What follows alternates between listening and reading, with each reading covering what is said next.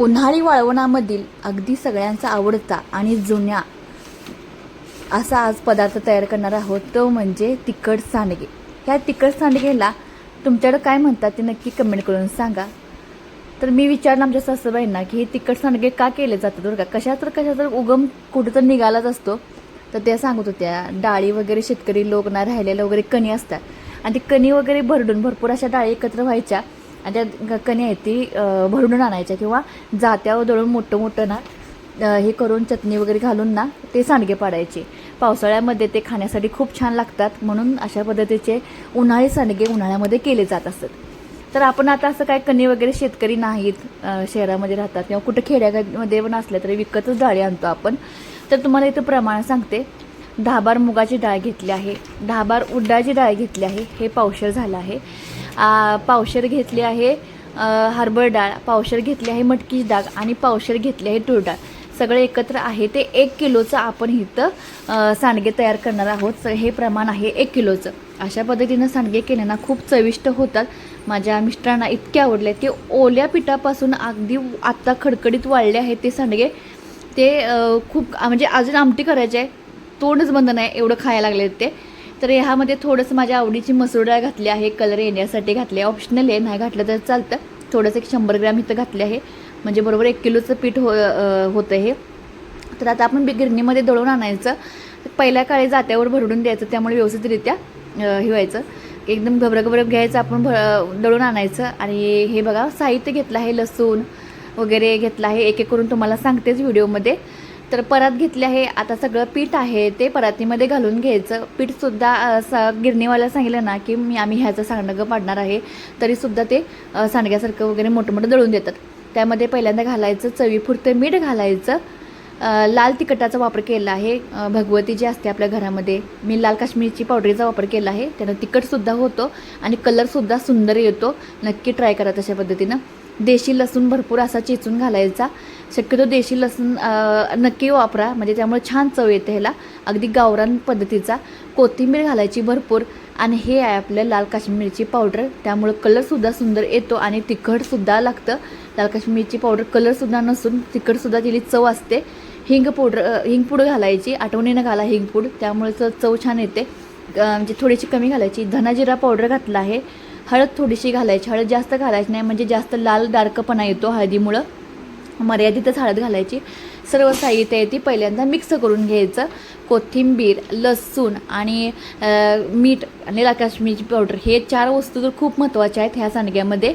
तर हे सांडगे करताना अगदी जुन्या काळातलं असल्यामुळे आमच्या सासूबाईसुद्धा ना सगळं जे आम्ही सांडगे करत असतो ना सगळं जुन्या काळातलंच सांगत होत्या. त्यांच्या बाबतीत काय काय घडत होतं, काय होत होतं, सगळं त्यांना सांडगं करताना सगळं सांगत होत्या. त्यामुळं ना खूप आनंद वाटत होता. त्याच मळायला लागल्या होत्या. आणि पाणीसुद्धा ह्याला ना थोडं करूनच घालावं लागतं. मोठं दळल्यामुळं पाण्याचा वापर जास्त करावा लागतो. गोळा करून घ्यायचा. एकदा इतकं छान सांडगे तयार झाले, दृष्ट लागण्यासारखे सांडगे तयार झालेत बरं का. कलरसुद्धा छान आला आहे ह्याला.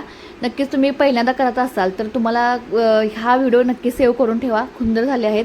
तर हे सांडगे नाही, पहिला काय करायचे, संध्याकाळी मळून सकाळी करायचे. पण आम्ही काय केलं आहे, एकदा काय झालं पीठ आम्ही संध्याकाळी मळून सकाळी केल्यामुळं आंबल्यासारखं लागत होतं सांडगं जास्त ठेवल्यामुळं, त्यामुळे आम्ही सकाळी हे मळून दुपारी केलं आहे. म्हणजे 7-8 वाजता हे मळून घेतलं आहे पीठ आणि नंतर 12-1 वाजता हे सांडगे करायला घेतलेत. म्हणजे 3-4 तास हे सांडग्याचं पीठ भिजलं पाहिजे. लगेचच करायला घेऊ नका. जेवढं पीठ मुरतं तेवढं छान होतं, पण जास्त वेळ पण नको, 8-9 तास, एक 3-4 तास बास होतं पीठ भिजण्यासाठी. तर ही गोष्ट काय आहे ती मला कमेंटमध्ये नक्की सांगा. जेव्हा मी आता फोन करून माझ्या आईला विचारणंच होते की आपण मध्ये हे शेंगुळ्यासारखं काय करतोय, ती केली आहे म्हणून मी पण केलं. हे शेंगुळे 5 करायचे, त्याला हळदीकुंकू पहिल्यांदा लावायची आणि नंतर सांडगे करायला घ्यायची पाया पडून. तर हे काय आहे ती मला माहीत नाही, आणि तुम्हाला माहीत असेल तर नक्की मला कमेंट करून सांगा आणि का केलं जातात ते सुद्धा सांगा.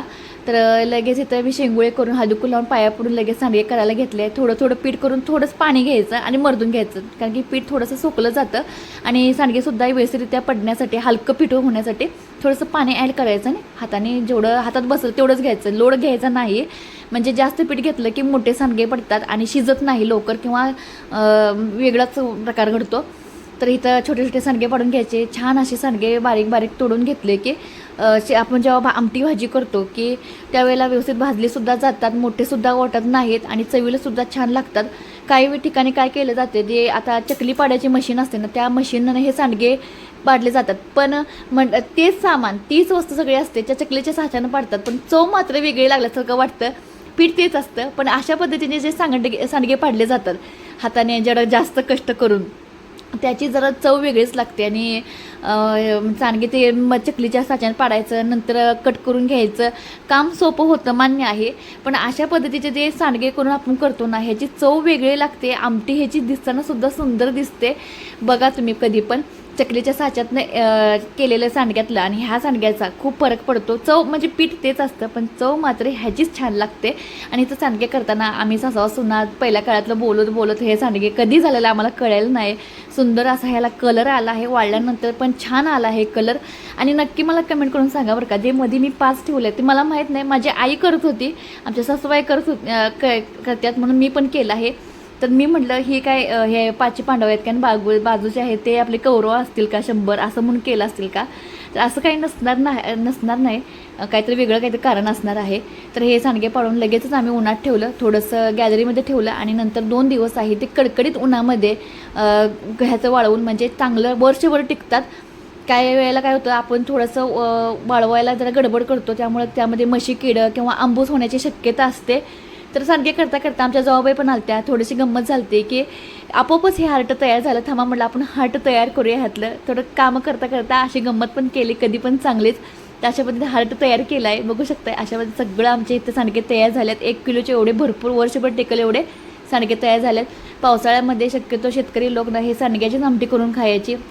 ह्याची चवसुद्धा छान लागायची, कारण डाळी वगैरे शिल्लक राहिलेल्या हे आमटी कोथिंबीर वगैरे घालून छान झणझणीत अशी होते. हे तिखट सांडगे, आमटी तिखट आणि वेगळाच फ्लेवर गरम गरम भाकरीवर छान लागतो.